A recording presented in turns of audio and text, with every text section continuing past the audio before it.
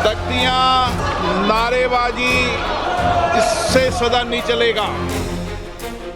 विपक्ष के सारे मेंबर्स इस तरह से हंगामा करके बिल पर चर्चा होने से रोक लगा रही है, ठीक नहीं है। देश की जनता आपको देख रही है कि आप नियोजित तरीके से नारेबाजी करते हैं, तख्तियां लहराते हैं, सरकारी संपत्तियों पर नुकसान पहुंचाने का प्रयास करते हैं।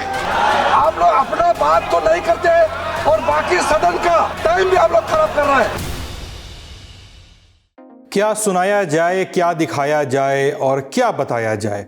हुआ वही जो हर बार होता है, शोरगुल, हो हल्ला और जबरदस्त हंगामा।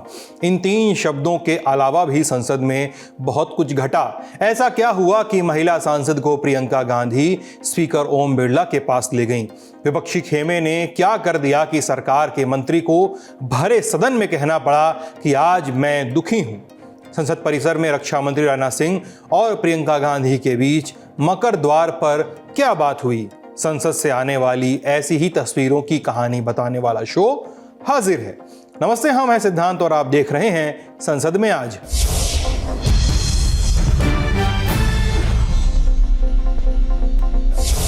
मानसून सत्र का आज 11वां दिन था। उम्मीद थी कि कामकाज होगा, लेकिन हो नहीं सका।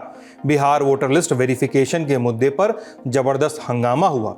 सुबह 11 बजे लोकसभा की कार्यवाही प्रश्नकाल के साथ शुरू हुई तो विपक्षी सांसद पहले अपनी जगह से उठकर नारेबाजी करने लगे। सांसदों की मांग थी कि सरकार बिहार एसआईआर के मुद्दे पर चर्चा करे। इस बीच यूपी के मुरादाबाद से समाजवादी पार्टी की सांसद रुचि वीरा ने अपना सवाल पूछा। श्रम और रोजगार मंत्री मनसुख मांडविया अभी सवाल का जवाब दे ही रहे थे कि विपक्षी सांसद वेल में आ गए। हाथ में वही एसआईआर का पोस्टर था और चर्चा की मांग को लेकर हंगामा हुआ। इस दौरान कांग्रेस सांसद प्रियंका गांधी वाड्रा वेल में तो नहीं आई, लेकिन अपनी कुर्सी से उठकर आसन के पास तक पहुंची। इस पर स्पीकर की ओर से हर रोज की तरह नाराजगी जताई गई, लेकिन विपक्षी सदस्यों पर इसका कोई असर नहीं हुआ। फिर हंगामे के कारण सदन की कार्रवाई दोपहर 2 बजे तक के लिए स्थगित कर दी गई। आपने को जनता ने यहाँ प्रश्न करने पूछा है, लोगों के मुद्दे, लोगों की आकांक्षा, अपेक्षाओं के लिए भेजा है। मैं रोज आपसे प्रयास करता हूँ कि सदन चले। तख्तियां, नारेबाजी, इससे सदन नहीं चलेगा। और लोकतंत्र में नियोजित तरीके से सदन को बाधित करना, ये लोकतंत्र प्रक्रियाओं के लिए अच्छा नहीं है, परंपराओं के लिए भी अच्छा नहीं है। आप कोई भी मुद्दे हो, कोई भी सवाल हो, आप प्रश्नकाल के बाद हमसे मिलें। हम नियम प्रक्रियाओं के अंदर आपको हर मुद्दों पर, हर विषय पर चर्चा करने का पर्याप्त मौका देंगे। देश की जनता आपको देख रही है कि आप नियोजित तरीके से रोज नारेबाजी करते हैं, तख्तियां लहराते हैं, सरकारी संपत्तियों पर नुकसान पहुंचाने का प्रयास करते हैं। ये उचित नहीं है और ये आपकी संसदों की व्यवस्थाओं के लिए भी उचित नहीं है। पहले राउंड में सदन सिर्फ 10 मिनट चल सकी। इसे लेकर स्पीकर की ओर से चिंता जताई गई। लोकसभा में जारी ये गतिरोध कैसे दूर हो, इसे लेकर स्पीकर एक्टिव मोड में दिखे। सभी विपक्षी दलों के फ्लोर लीडर्स की 11:30 बजे बैठक बुलाई गई। इस बैठक में चर्चा हुई कि आखिर सदन शांतिपूर्ण ढंग से चले तो चले कैसे और किस किस स्तर पर सहयोग की जरूरत है। सूत्रों के मुताबिक सरकार साफ कह चुकी है कि चुनाव आयोग से संबंधित मुद्दों पर सदन में चर्चा नहीं की जा सकती और नियम भी इसकी अनुमति नहीं देते। इस बीच विपक्ष में शामिल कुछ दलों ने सुझाव दिया कि एसआईआर पर चर्चा के बजाय चुनाव सुधारों पर चर्चा करा ली जाए। संसद में पहले भी चुनाव सुधारों पर चर्चा तो हो चुकी है, इसलिए यह उम्मीद की जा सकती है कि चर्चा हो जाए। पर सरकार का पक्ष है कि अगर नियम अनुमति दें और चेयर तय करे तभी किसी मुद्दे पर चर्चा हो सकती है, वरना नहीं। अब क्या होगा और क्या नहीं, यह तो वक्त ही बताएगा। इन सबके बीच 2 बजे लोकसभा की कार्रवाई फिर से शुरू हुई। आसन पर जगदंबिका पाल थे। जगदंबिका पाल ने कई सदस्यों की ओर से स्पीकर को स्थगन के प्रस्ताव के नोटिस मिलने की जानकारी दी। कहा कि इनमें से किसी भी नोटिस को अनुमति नहीं दी गई है। इसके बाद विपक्ष एसआईआर के मुद्दे पर फिर से वेल में आकर हंगामा करने लगा। इसी शोरगुल के बीच जैसे तैसे कामकाज को आगे बढ़ाया गया। वित्त राज्य मंत्री पंकज चौधरी ने सीमा शुल्क टैरिफ अधिनियम 1975 में संशोधन का संकल्प पेश किया। हंगामे के बीच ये पारित भी हो गया, लेकिन विपक्ष का शोर नहीं रुका और इसके बाद संसदीय कार्य मंत्री किरेन रिजिजू बोलने के लिए उठे। विपक्ष पर सदन की कार्रवाई को बाधित करने का आरोप लगाया। सर, जो मैं आज संसदीय कार्य में जो हालत देख रहा हूँ, मैं मन से बहुत दुखी हूँ। सब पार्टी ने मिलकर के ये तय किया था कि आज बहुत ही महत्वपूर्ण नेशनल स्पोर्ट्स गवर्नेंस बिल और national anti doping amendment bill चर्चा करके पारित करने के लिए समय तय किया और हमने भी अपोजिशन के मांग पर ये दो महत्वपूर्ण बिल को 2 दिन चर्चा करने के लिए सबने माना था। इसके बावजूद आज पूरा देश में खेल और खिलाड़ियों के लिए इतना महत्वपूर्ण बिल लेकर के जब सरकार यहाँ आए हैं, तो भी ये विपक्ष के सारे मेंबर्स इस तरह से हंगामा करके बिल पर चर्चा होने से रोक लगा रहे, ये ठीक नहीं है। आपका ये हरकत हमारा देश का युवाओं का खिलाफ हम लोग ये माना जाएगा। जो ऑल पार्टी मीटिंग किए, बिजनेस एडवाइजरी कमेटी में टाइम अलॉट किया गया है, उसको फिर यहाँ सदन में आकर के इस तरह से हंगामा करके बर्बाद ना करे। और स्पोर्ट्स मिनिस्टर बिल पर चर्चा के लिए रेडी है और आप लोग का तरफ से ही पहले बोलना है। मुख्य अपोजिशन पार्टी कांग्रेस पार्टी से ही पहले बोलना है। आप लोग अपना बात तो नहीं करते हैं और बाकी सदन का और बाकी मेंबर का टाइम भी आप लोग खराब कर रहा है। मैं इसका खंडन करना चाहता हूं सर। फिर सदन की कार्रवाई को 5 अगस्त सुबह 11 बजे तक के लिए स्थगित कर दिया गया। राज्यसभा चलते हैं। 11 बजे कार्रवाई शुरू हुई। आसन से उपसभापति हरिवंश ने सदन को झारखंड के पूर्व मुख्यमंत्री और झारखंड मुक्ति मोर्चा के संस्थापक शिबू सोरेन के निधन की सूचना दी। आज 4 अगस्त 2025 को इस सदन के मौजूदा सदस्य श्री शिबू सोरेन जी का निधन हो गया।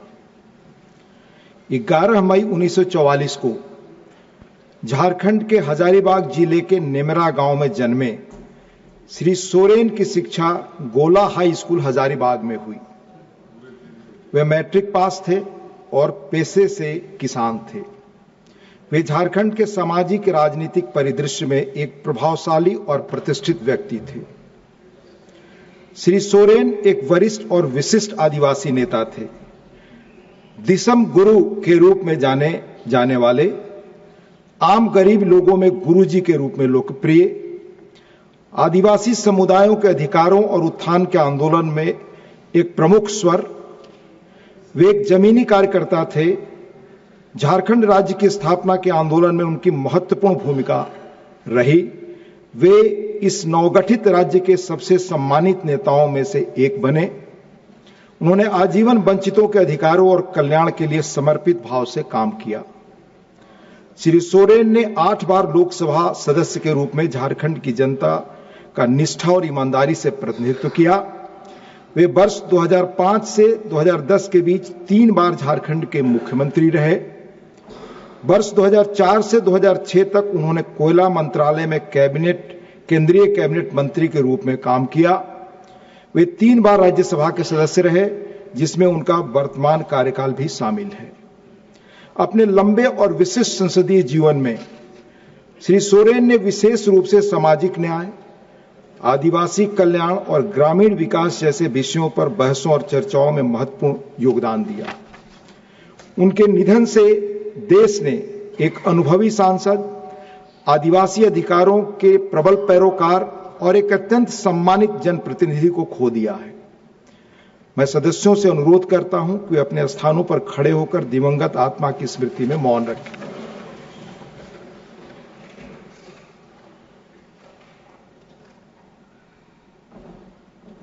पूरे सदन की ओर से शिबू सोरेन को श्रद्धांजलि दी गई, जिसके बाद उनके सम्मान में सदन की कार्रवाई को 5 अगस्त की सुबह 11 बजे तक के लिए स्थगित कर दिया गया। शिबू सोरेन मौजूदा समय में झारखंड से राज्यसभा सांसद भी थे। इन सब के बीच संसद की कार्रवाई शुरू होने से पहले एक खबर भी आई थी। दिल्ली के चाणक्यपुरी से चेन स्नैचिंग की एक खबर। मामला मामूली नहीं था, क्योंकि घटना एक महिला सांसद के साथ हुई थी। तमिलनाडु के मयिलादुथुराई की कांग्रेस सांसद एम सुधा मॉर्निंग वॉक के लिए निकली थी।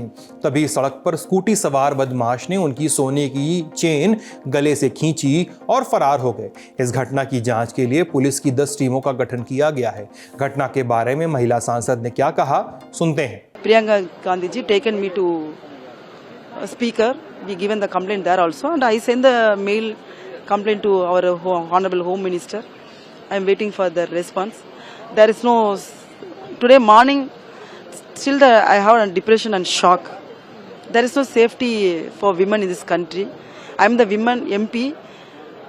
I have some contacts, connectivity. Then I given the complaint and everybody came and supporting me. I am thinking about the common women.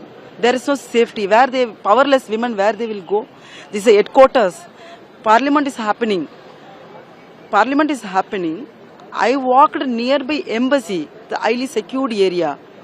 And one chief minister, women chief minister ruling the state. Where is the safety? There is a security for them. If he slit my neck, I will die on spot. I lose chain, I lose my life. This is not a matter of I only affected. This is a matter of everyone, all the women.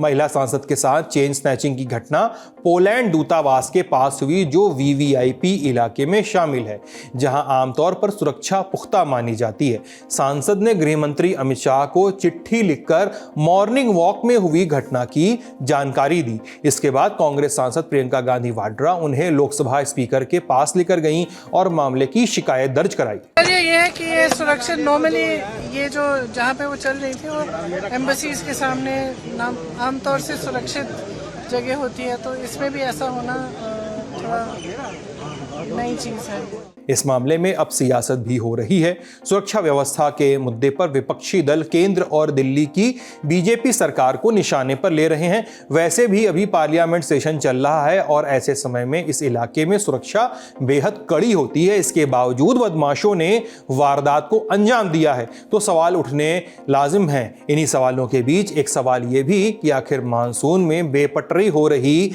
सदन की कार्यवाही कब पटरी पर आएगी। संसद में आई एक तस्वीर की आज खूब चर्चा भी रही, उसकी भी बात कर लेते हैं। तस्वीर थी मकर द्वार के पास की, जहां रक्षा मंत्री राजनाथ सिंह और कांग्रेस सांसद प्रियंका गांधी वाड्रा के बीच बातचीत हुई। दरअसल रक्षा मंत्री सदन की कार्रवाई खत्म होने के बाद जब जा रहे थे, उसी दौरान उन्हें गेट पर पहले से खड़ी प्रियंका गांधी दिखी। रक्षा मंत्री रुके और उन्होंने प्रियंका गांधी से थोड़ी देर बात की। सूत्रों की माने तो प्रियंका गांधी ने रक्षा मंत्री से बिहार एसआईआर को लेकर बातचीत की। ऐसा इसलिए भी कहा जा रहा है क्योंकि इस मुलाकात के बाद जब प्रियंका गांधी मीडिया से मुखातब हुई तो उन्होंने एसआईआर का मुद्दा उठाया। मुद्दा आप लोग अभी भी उठाना चाहते हैं? आपको नहीं लगता उठाना चाहिए? बहुत बड़ा मुद्दा है। अगर वोटर लिस्ट में कोई ये सारा हो रहा है तो क्यों ना उठाए हम? और सरकार को चर्चा कर देनी चाहिए, चर्चा करें और आगे बढ़े, क्यों नहीं। मॉनसून सत्र के पिछले 10 दिनों में 8 दिन कामकाज नहीं हुआ और जिस दिन कामकाज हुआ उसमें ऑपरेशन सिंदूर पर चर्चा हुई थी।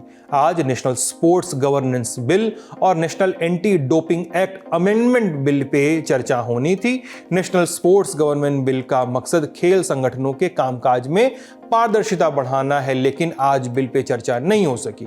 कल का क्या हाल रहेगा ये कल के शो में बताएंगे। बाकी आज का शो कैसा लगा हमें कमेंट बॉक्स में जरूर बताइएगा। शो को लिखा हमारी साथी सुप्रिया ने। बाकी खबरों के लिए देखते रहिए लल्लन टॉप। मैं सिद्धांत, कैमरे के पीछे आलोक। अपना ख्याल रखिएगा। बहुत बहुत शुक्रिया।